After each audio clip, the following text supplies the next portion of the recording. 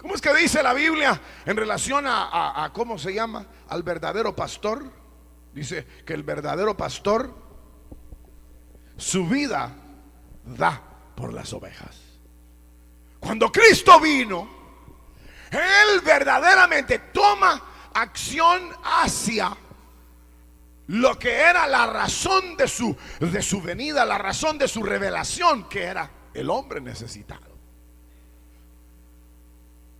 Pero nosotros parece que nos olvidamos, de tal manera que hay necesidad de entender que el evangelio es más que una religión. No es religión que se debe de cumplir. No es ritual que se tiene que cumplir. No es, hermano, asistencia que se debe de chequear. Es que nuestra necesidad puede ser expuesta a los ojos del Señor y el Señor obrará a favor nuestro. ¿Qué les parecería que a alguno de ustedes lo hubieran traído en silla de ruedas o en una camilla? Me dice algunas personas: óigame bien, levántelo aquel, levántelo. Solo un ratito que tenés dolor de estómago.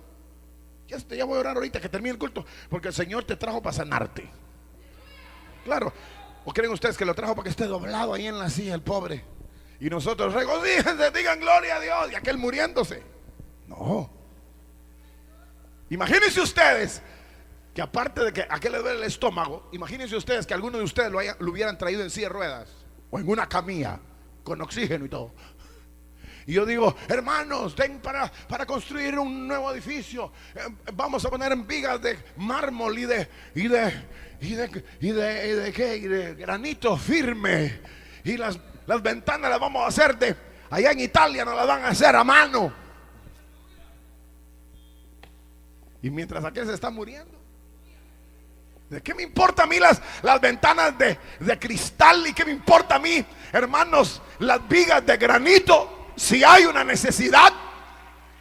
Solo la religión es tan hipócrita para velar más por un templo, velar más por un ritual, que velar por la necesidad de un hombre que viene cansado, abatido y que necesita el toque de la mano del Señor. Pero aquí para afuera, religiosos, o se salen o los vamos a sacar a latigazos. El Señor sacó a latigazos a los religiosos. Los agarró a latigazos y dijo: sálganse de aquí, el partido de ladrones, porque no se ajustaban al propósito de Dios, porque el evangelio va más allá de una religión. La religión lo único que hace es bloquear y bloquear y bloquear el buen propósito de Dios a favor de la vida de los hombres. Por eso es que cuando nosotros estudiamos el evangelio, nosotros podemos tener certeza que con nuestras cargas podemos venir, sabiendo que el Señor se va a ocupar de nosotros.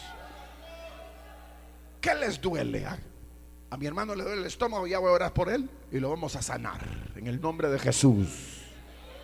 ¿A usted qué le duele? ¿Qué petición tiene?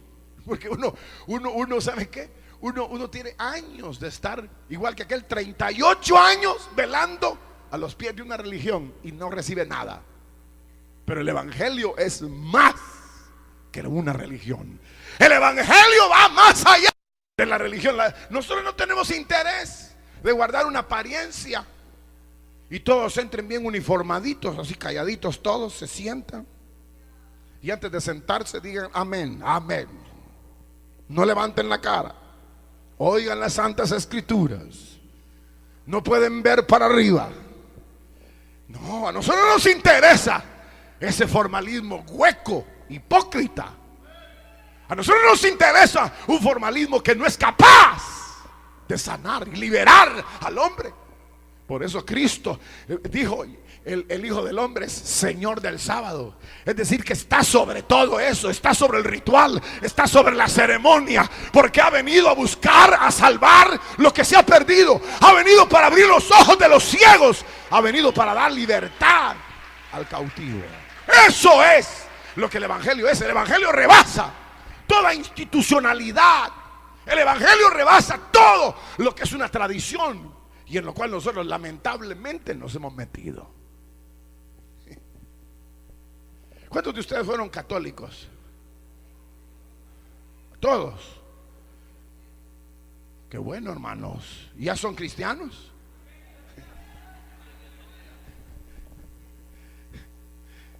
Pero cuando uno iba a la iglesia católica entraba de puntillas.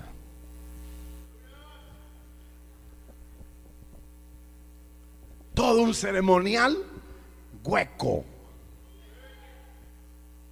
Y en las iglesias de hoy, disparados, pensando en otras cosas menos en el dolor que embarga la vida del individuo.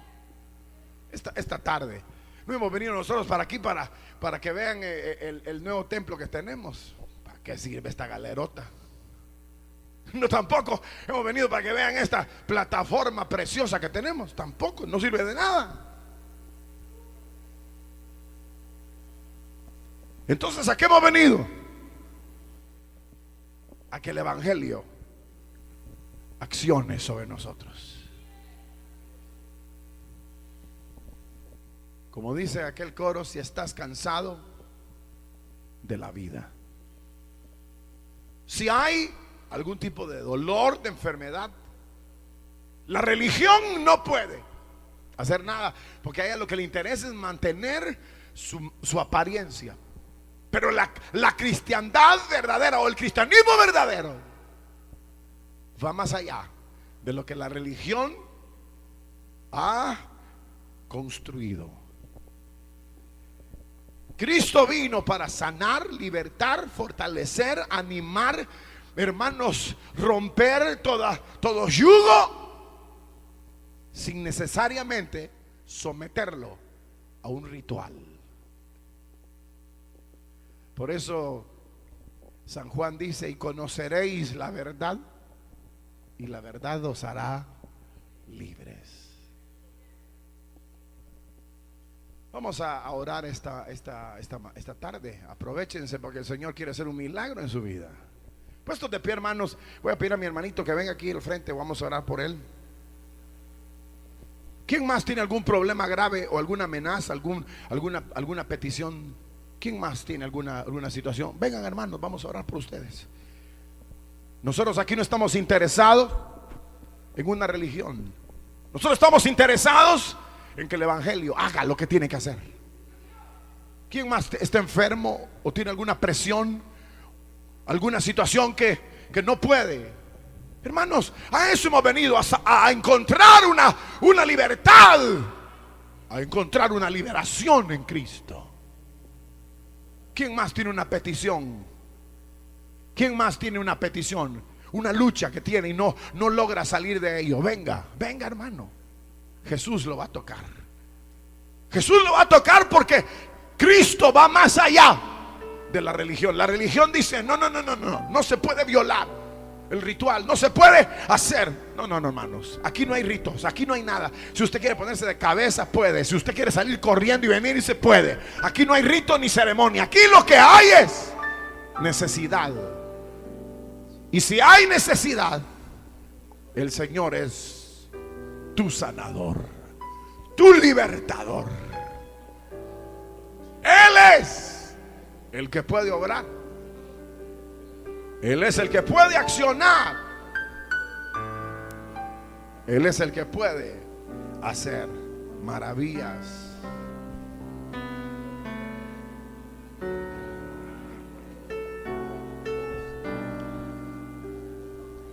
El Señor está aquí. El Señor está aquí para tocarte. Él te trajo porque Él sabía cuál era tu necesidad y te quería demostrar que esto no es una religión, sino que Él te ama. En el nombre de Jesús, ahora reciban, hermanos, levanten sus manos. En el nombre de Jesús, reciba la liberación ahora. En el nombre de Jesús de Nazaret. Oh Cristo maravilloso, tú que rompes los esquemas religiosos, Tú que rompes los esquemas tradicionales, porque nos amas, Señor, obra en cada vida ahora. En el nombre de Jesús, sea libre ahora. En el nombre de Jesús, sea sano. En el nombre de Jesús, sea libre. En el nombre de Jesús, sea sano. En el nombre de Jesús, sea libre. En el nombre de Jesús.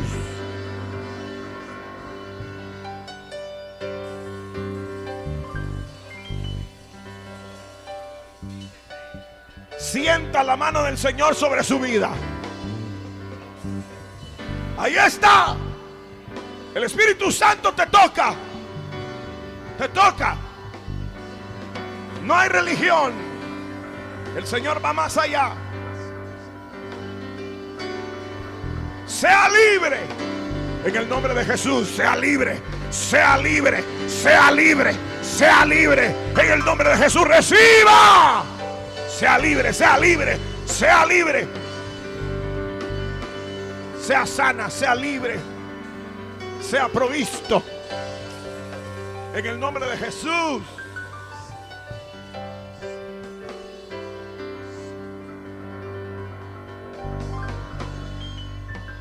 Aleluya.